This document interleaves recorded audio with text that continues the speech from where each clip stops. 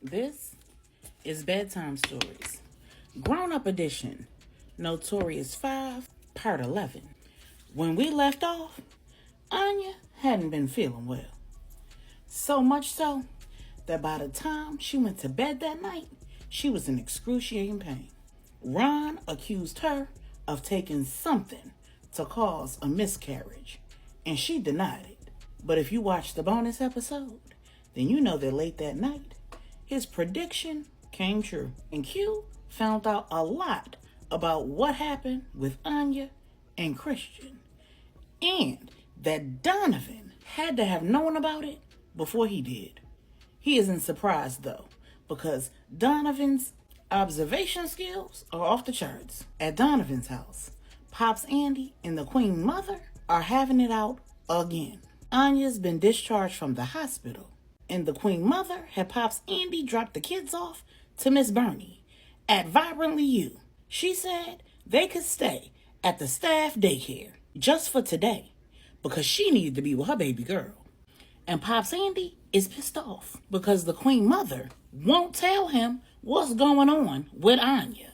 He said, "Bella, we have always had an understanding.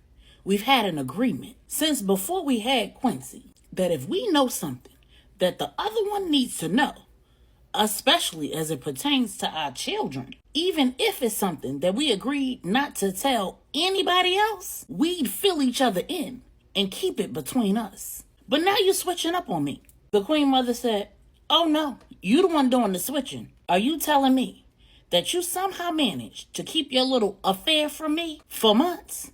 And I'm supposed to believe that that's the only thing that you've kept from me?" When Pops Andy got quiet, the Queen Mother said, "I know you don't think that I don't know that you went back up to the hospital the night that I moved out to have a private conversation with Angela after Brenda gave you that letter to give to her." Pops Andy said, "You two need to quit all this damn meddling. If you'd learn to mind your business, I wouldn't." The Queen Mother cut him off and said, "Oh, I know damn well you weren't about to say that you wouldn't have cheated on me." Pops Andy said, "No, that wasn't what I was about to say. I was going to say that I wouldn't have felt so alone. I wouldn't have felt like I had to compete for your time and attention after our children were grown and on their own. I loved how invested you were in our children when they were children. But when they got grown, I expected you to take a step back. I expected us to get back to us. But that didn't happen. Instead, you worked harder to keep up with them and what they had going on." The Queen Mother said, "A mother's job is never done. I didn't stop being a mother because my kids became adults. And I never inserted myself in anything that I didn't need to be in." Pops Andy said, "But when do you let your sons be men and your daughter be a woman? She's married. Q and Donovan are fathers. When do you let your baby birds fly?" The Queen Mother said, "When the devil stops attacking them and the world stops trying to take them from me." Pops Andy said, "So that means never, huh?"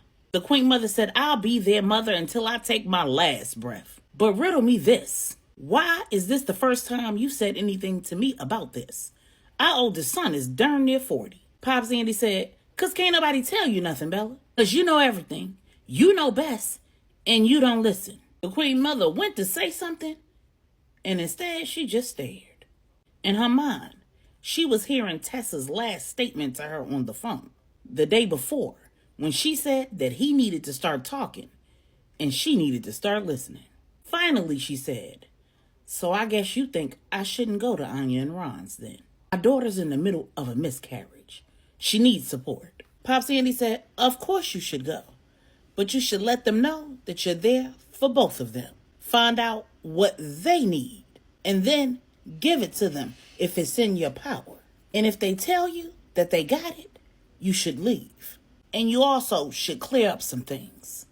That man thinks that you and Anya conspired to cause the miscarriage." Now, while you were talking to Anya in the room alone, I tried to convince him that you wouldn't do something like that, because the woman I know wouldn't interfere in someone else's marriage like that. Did I get it wrong? The Queen Mother said, "If my daughter had asked me for help, I would have done whatever she needed. But like you said, I would have been all up in her business. I would have been there with her the entire time. We both know how dangerous those concoctions are. I would have never left her to deal with that by herself, even if Ron was there, especially if he didn't know.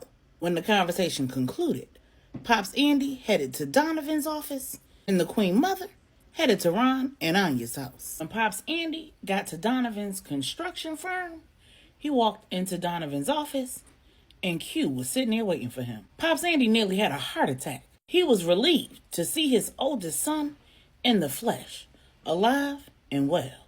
But after he hugged him and stepped back, he searched his face, looking for signs that Donovan was alive and well too. Recognizing the searching look in his father's eyes, Q said, "Donovan's fine. He chose to stay in the DR though. It's a long story. Have a seat and I'll fill you in." When Q was done, Pops Andy said, "Well, I'll be damned." And Q said, "Have you seen or heard anything suspicious? Anybody lurking around or asking strange questions or trying to get close to the Queen Mother? Anything that you think that might help us figure this out?" When Pop said no, Q said, "My gut is rarely ever wrong. And right now my gut is telling me that whatever's going on between you and Medea is somehow connected to all of this. Medea moving out of the estate makes her vulnerable. I've remedied that. I don't want her or anyone else to know that I'm back already. The list of people who know now is too long. As it stands, I only have like a day left to get a handle on this. Angela's being discharged from the hospital tomorrow.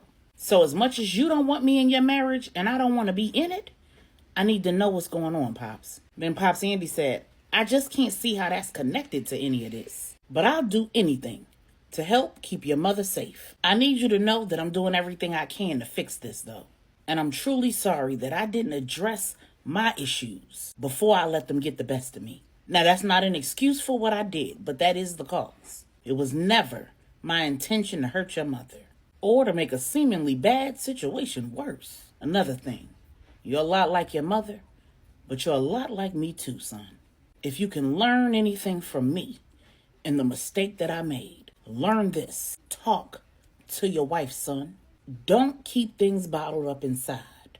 And if you can learn anything from your mother in all of this, don't run when the going gets tough. Don't give the devil that kind of room."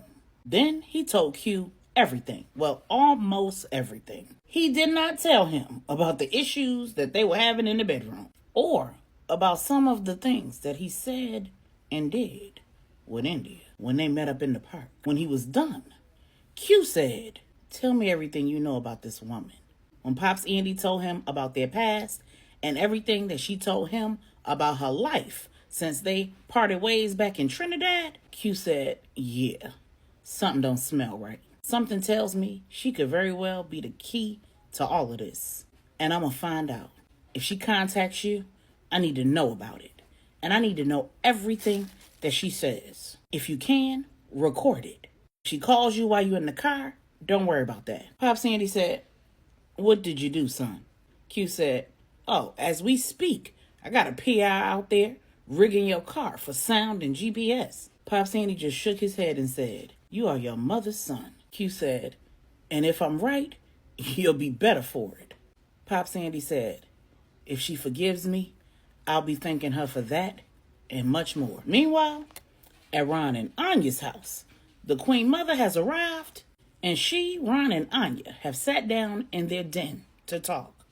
She followed Pops Andy's advice, reassured both of them that she's there for both of them, and asked how she could support them. She said and signed, "Okay, so I had a conversation with your father, and he's concerned about how involved I am in you adult children's lives. I'm here because I believe that a woman needs another woman at times like this. And what other woman should you have on your side than your own mother if she's alive, well, and capable of giving you what you need? But if you two want to be alone or you'd rather have someone else's support, by all means, I will go home with no hard feelings." Ron said, "This isn't about me. It's about whatever my wife needs."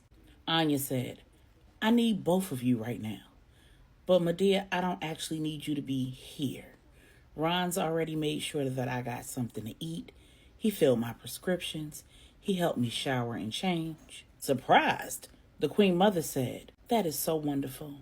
I am so thankful that God sent you the kind of husband who's loving and attentive. That's what you need right now." Since my services aren't needed, I'm going back to Donovan's. The children will be with Miss Bernie until this evening, and then your father's going to pick them up and bring them to me tomorrow. So if you need anything, don't hesitate to call. That includes you, Ron. Ron said, "Actually, I need to know if Anya's miscarriage caught you by surprise or if you were expecting it." The Queen Mother sat back down, looked at Ron, and said, "The concoction that Anya drank in Trinidad when she was 11 years old did precisely what it was supposed to do. But one of the unintended consequences is that it almost killed my baby. Did you know that she almost bled to death?" Ron said, "What? No, she never told me that." But the Queen Mother cut him off and said, "Those concoctions are just as dangerous to a woman as they are to the pregnancy. They are not the quick, easy solution that people seem to think they are. Her little 12-year-old body couldn't handle those powerful herbs. And while she's a grown woman now, I don't know that she would survive what she went through then, now either. So I'd never take that risk with my baby. I knew the dangers of those concoctions then, which is why I didn't send her to Trinidad for that. My sister Jira took it upon herself to intervene in that way.